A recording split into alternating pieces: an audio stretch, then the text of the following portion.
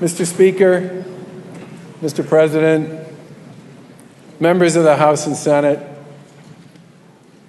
fellow constitutional officers, Mr. Chief Justice, members of the Judiciary, members of the Governor's Council,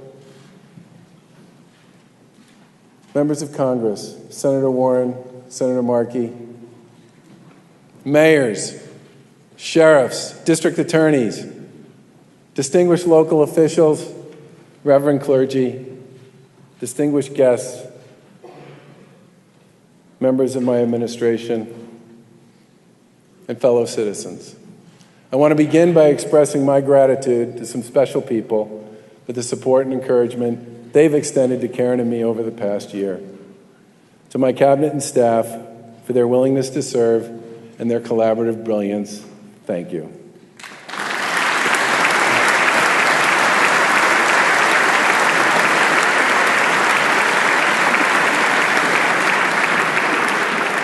To the thousands of frontline employees in state and local government who make a real difference every day in the lives of our citizens here in Massachusetts, thank you.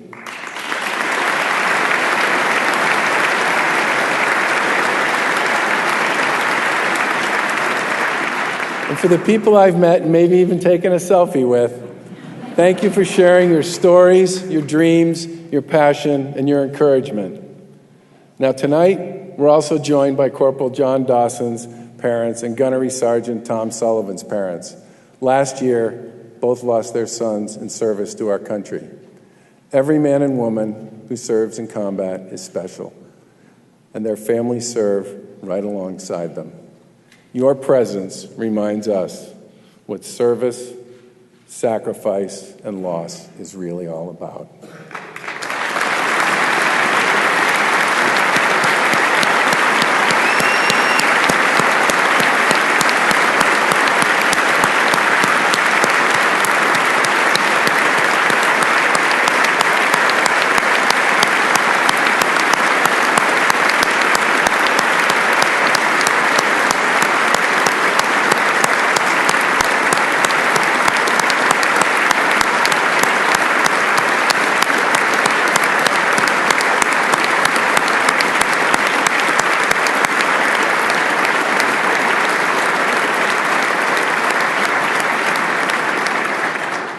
We are who we are as a Commonwealth and a country because of families like yours.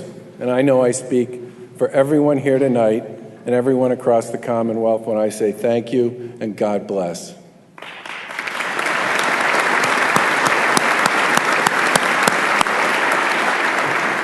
To the Speaker and the Senate President and members of this legislature, I want to thank you for putting partisanship aside and for engaging with us in good faith and good humor as we work to solve some challenging problems.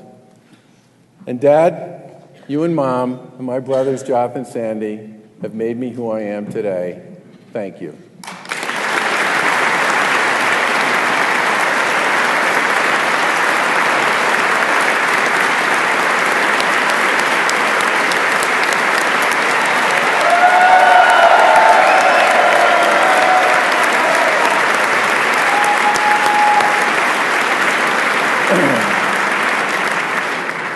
To my wife, Lauren, and to our children, Charlie, AJ, and Caroline, thanks for the support and love because I certainly couldn't do this without you. And I still believe that the 40,000 voters who put Karen and me over the top in 2014 were actually voting for Lauren.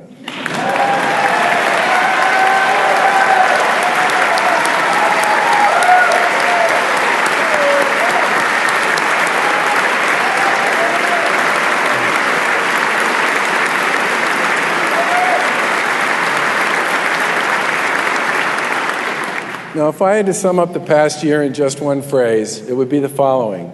Don't be surprised when you get surprised, because stuff just happens, some good and some bad. 12 days after we took office, we determined there was a $765 million budget deficit to deal with, but thankfully it was 40 degrees out and winter was almost over. 6 days after that, it started to snow, and 9 feet of snowmageddon later, we had a transit system in serious trouble and a new term I'd never heard before, snow farm. Welcome to your new job, Governor, where your time may or may not involve the things you thought you'd be working on. Now, with respect to the T, some say in the Chinese language that the word crisis is composed of two characters, one representing danger and the other opportunity. The T's failures last winter became a crisis, and I'm proud to say that by working together, we found and we seized opportunity. We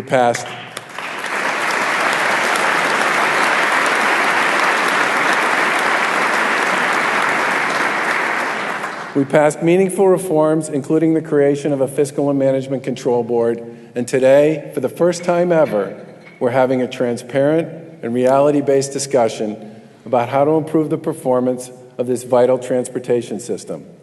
Now, turning around a system with the troubles and problems that T has won't be easy or quick, and there will be some missteps along the way. But we are determined to do it. 1 million people ride the system every day to get to work, school, the grocery store, and back home.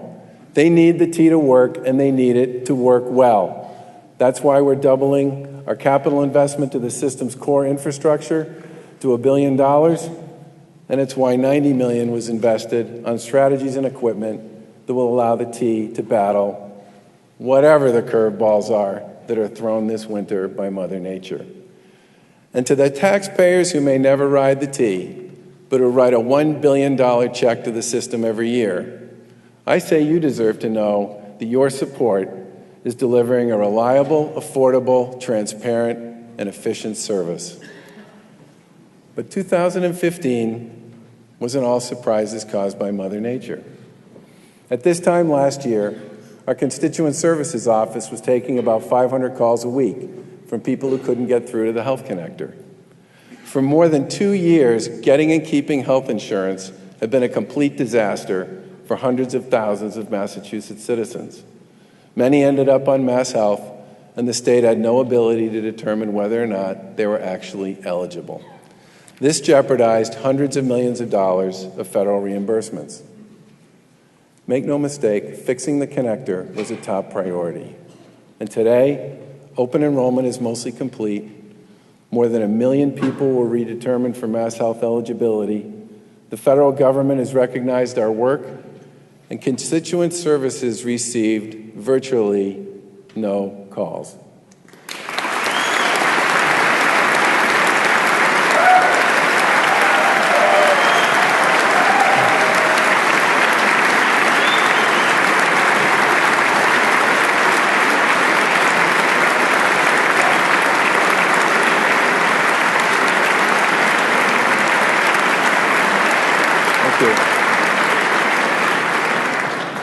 We were all aware of the systemic problems at the Department of Children and Families, which put Massachusetts at the bottom of most national rankings of child welfare agencies.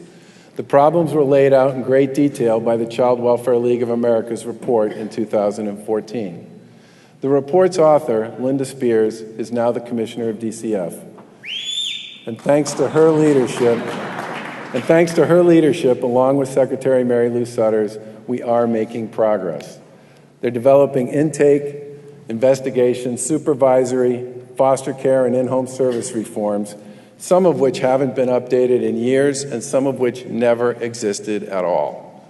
I want to thank you, Commissioner Spears, for your leadership of this critical organization. Thank you.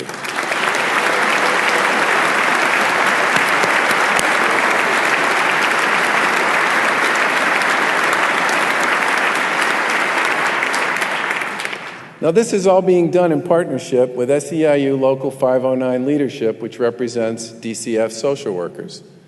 These workers often haven't had the playbook or the support from the top to do their work and do it well. Tonight, I want to thank Peter McKinnon and all of our social workers for your hard work on our behalf and on behalf of the kids of the Commonwealth.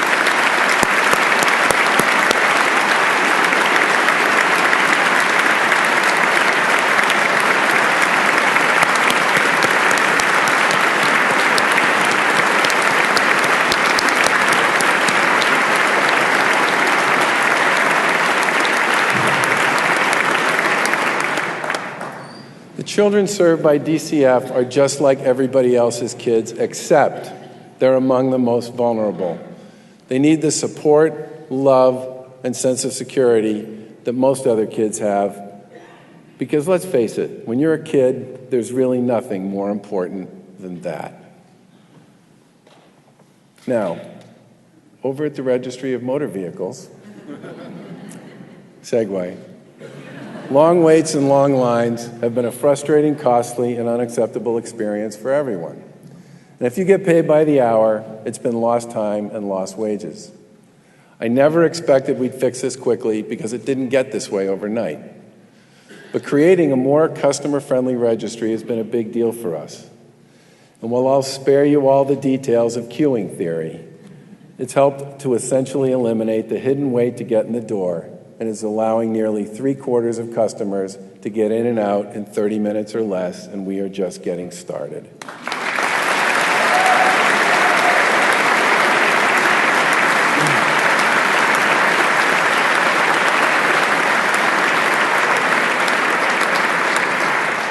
Now, working collaboratively with the legislature, we've closed more than $1 billion in budget deficits without raising fees or taxes. Instead, we tightened our belts, got creative, and reduced spending, taking what was an unsustainable path and setting a healthy, responsible course. And working together, we've made investments in school aid and local aid. No longer will Beacon Hill balance its budget on the backs of local communities. That's for the guys upstairs.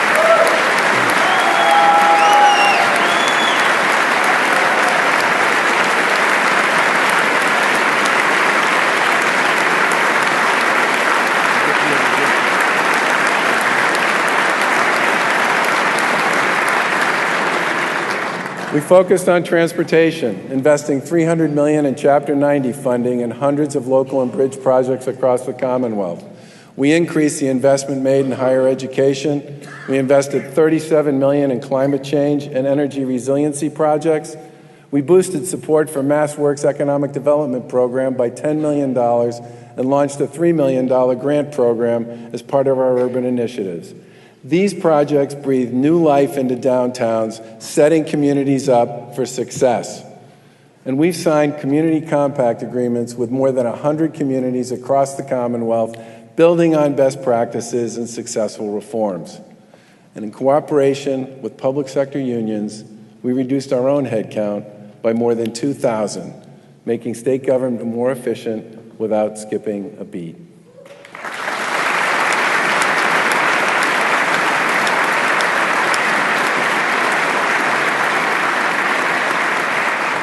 And together, we're poised to make progress on a number of additional issues. The first is energy. Over the next few years, the region stands to lose about 10,000 megawatts of power as older generation plants come offline. That represents enough energy to supply Maine, Vermont, Rhode Island, and New Hampshire combined. Meeting our future energy needs requires cooperation with the other New England states because the region's energy infrastructure and supply is closely linked. Our administration has outlined ambitious goals to reduce carbon emissions, and we have a plan to meet those goals through a diversified, sustainable, and affordable approach. But meeting our energy needs with renewable resources requires us to act now. Massachusetts leads the nation in energy efficiency, but that will never be enough. We have a growing solar industry, which we should continue to support, but not at prices 2 to 3 times more than every other option. Cost-competitive wind options are already available to us, and if advances in offshore wind technology bring a competitive price, we should embrace them too. But if we're serious about reducing our carbon footprint while maintaining a reliable energy grid and improving our competitive position, then we must significantly increase the supply of clean and affordable hydropower. Governors across New England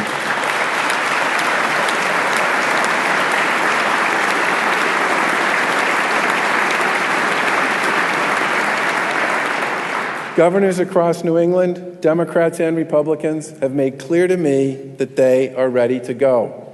What they're waiting on is us, and any solution will take time to implement. I urge us all to act quickly to move on this critical legislation to this state and this region's future, economically and environmentally.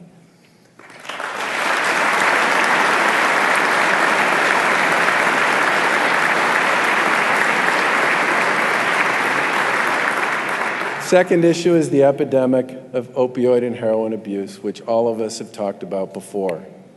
The statistics are terrifying. 4 people a day are dying in Massachusetts. Prescribers in this state wrote more than 4 million opioid prescriptions for 200 million pain pills in 2014, and these numbers have been climbing for a decade. The rise in opioid and heroin addiction deaths has traveled hand in hand with the rise in growth in prescriptions. This is a real human tragedy. Moms, dads, brothers, sisters, and friends all tell hauntingly similar stories. It starts small. Fill this prescription or try this pill. But once someone gets too close to the flame, everything changes. It becomes the only thing that matters. People under the spell of opioids and heroin will do anything to get their next hit. Families and friendships are torn apart. Trust vanishes.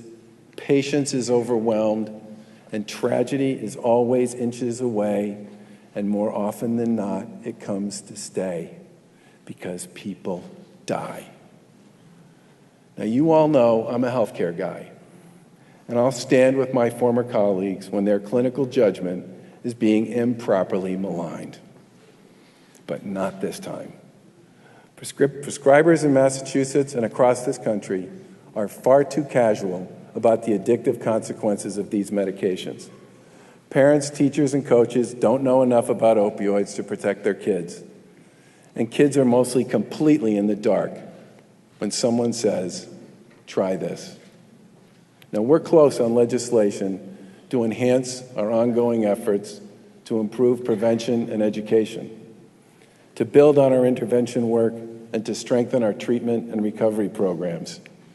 Breaking the back of this beast will take time, creativity, and a willingness to be disruptive. Of course, we must be thoughtful, but we must be bold. Let's get this done, and let's not rest until we do.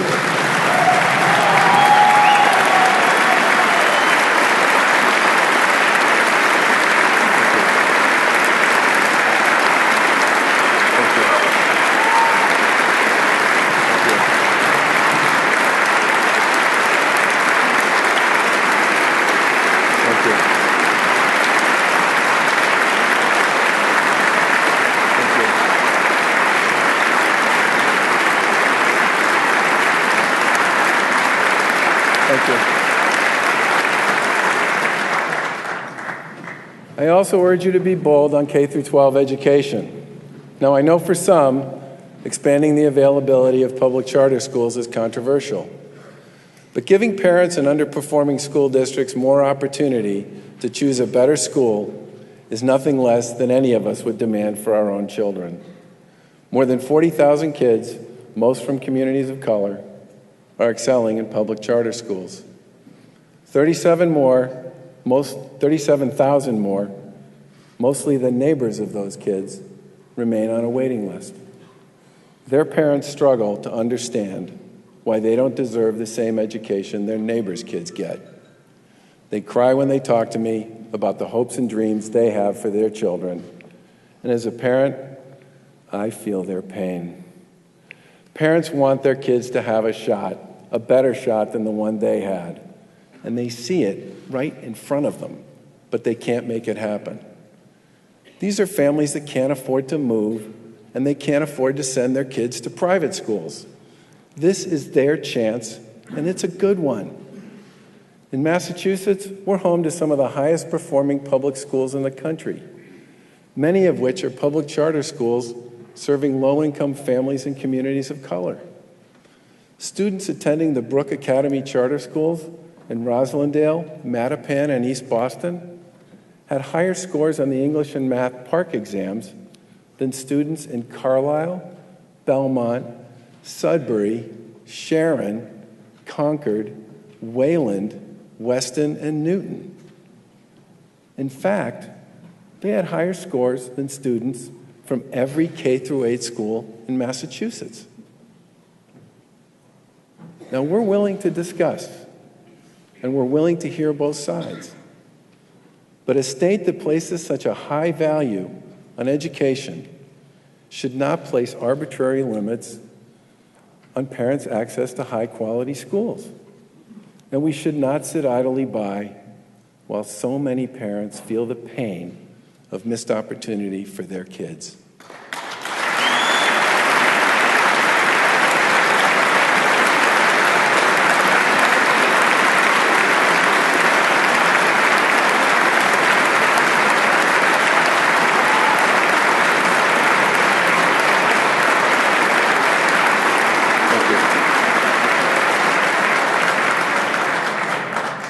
Now, I get that energy, opioids, and education, by Thursday, please, are challenging and complex issues. But I believe we can successfully take them on. Over the past year, we worked together to expand and increase the Earned Income Tax Credit for 400,000 low-income families.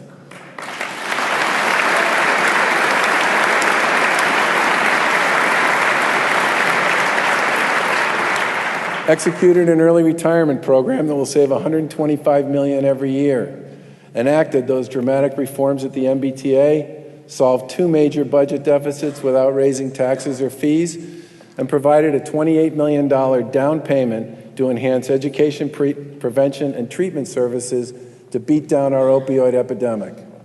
And today, with your help, we are delivering on a promise that has eluded state leaders for more than 30 years. We will no longer send women who were involuntarily committed because of a substance abuse disorder to Framingham State Prison.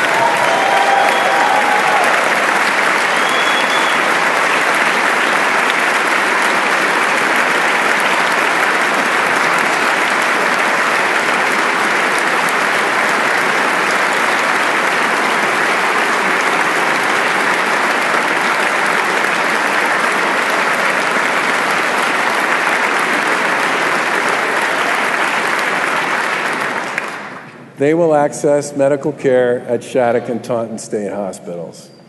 Bravo.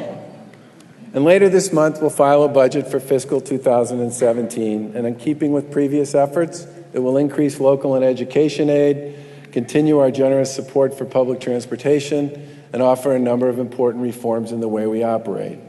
It will add money to the stabilization fund, and it won't raise taxes or fees. The people of this state live within their means, and we should too.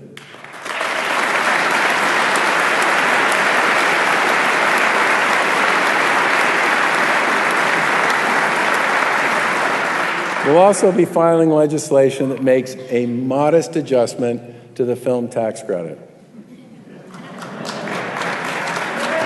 We respect the legislature's desire to retain the credit. Mr. Speaker, message delivered. But we believe it would be more cost-effective to return to its original structure and believe the savings from this adjustment could be directed to creating more affordable housing and an improved tax climate for Massachusetts businesses that sell products and services in other states.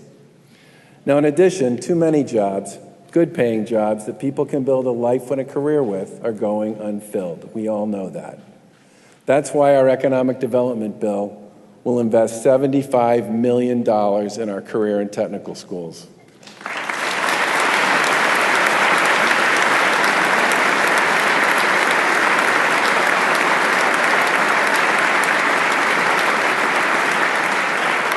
Our proposal will make it possible for these schools to build more partnerships with local businesses and higher education institutions, and most important of all, serve more students. These schools are a pathway to a bright future.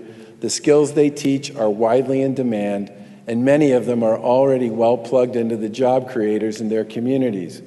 And in an age when too many people are struggling to find work that pays well, these schools have so much to offer, and we should help them make that happen.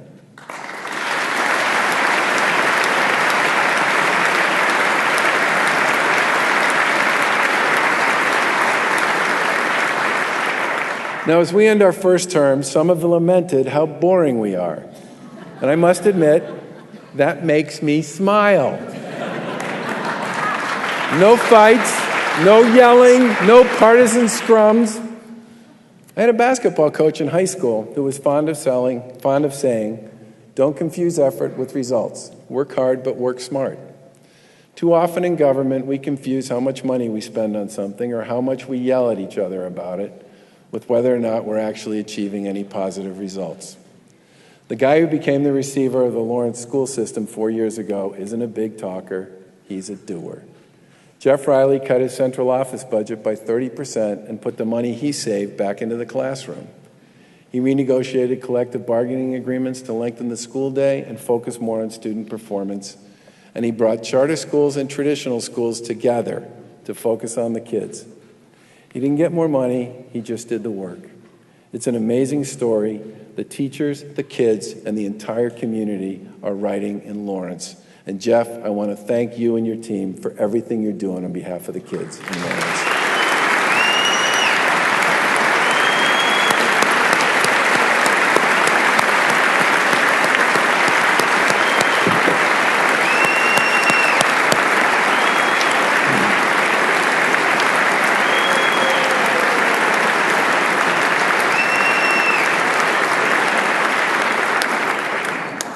The reality is that citizens care about what we say, but what they really care about is what we do and what they see in their own daily lives. If they have a good job, their schools work, their local community is safe and thriving, and they can pay their bills, then they feel pretty good about where they are and where they're going. The reverse is also true.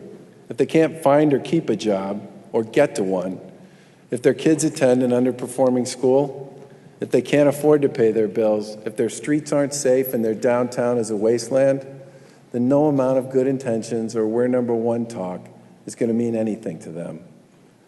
That's the reason why this administration is so focused on the blocking and tackling of government. It's where we can have the most impact on people's everyday lives. Now, all of us here get that campaigns are competitions, but governing is about the work. When Karen and I talked about a bipartisan approach to governing, we meant it. And when we talked about building strong communities and rebuilding the relationship between state government and cities and towns, we meant it. And when we talk about focusing on what works and what doesn't, and doing more of the former and less of the latter, well, you know what? We mean that too. Every day, the people expect their state government to work. They work hard. They have to sweat the details, and they have to perform. So should we.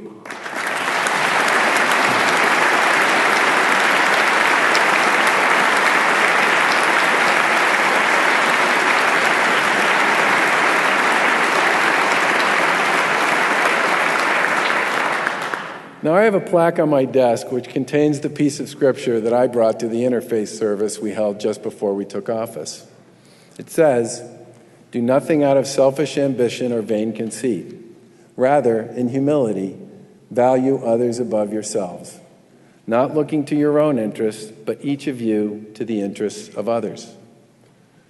We live in a glorious place. Karen and I both say that all the time. And we marvel at the collective spirit, intelligence, and drive of the people of this great state. They are the reason Massachusetts is truly a leader in so many fields.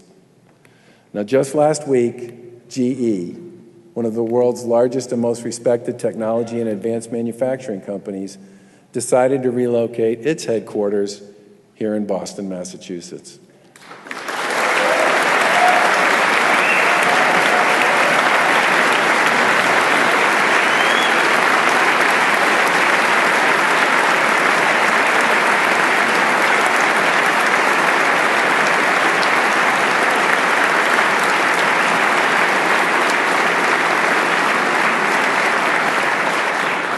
The competition was stiff, and everybody wanted GE as part of their innovation economy, but we were successful for a couple of reasons. First, there wasn't an inch of daylight between the Republican governor and the Democrat mayor, and the folks at GE could see we were in this together. Second, and most importantly, they saw who the people of Massachusetts are, what we do, and how the ecosystem we've developed can propel GE into the future. Now, Massachusetts didn't get here overnight. We got here over time. We looked at the big pictures and we crushed the details. For decades, the people of this state have set the bar high and followed through. And because of all that, I can stand here tonight and say with certainty that the state of our Commonwealth is strong.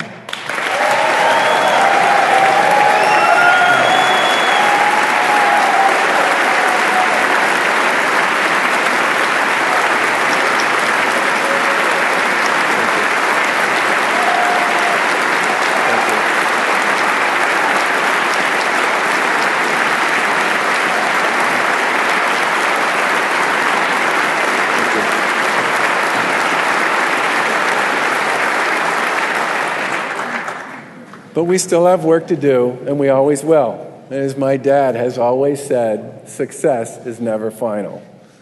But I believe we have the will to collaborate, the shared sense of purpose, the deep belief that we can and should always do better, and the relentless spirit that says we must. God bless the Commonwealth of Mass, and God bless the United States of America. Thank you very much.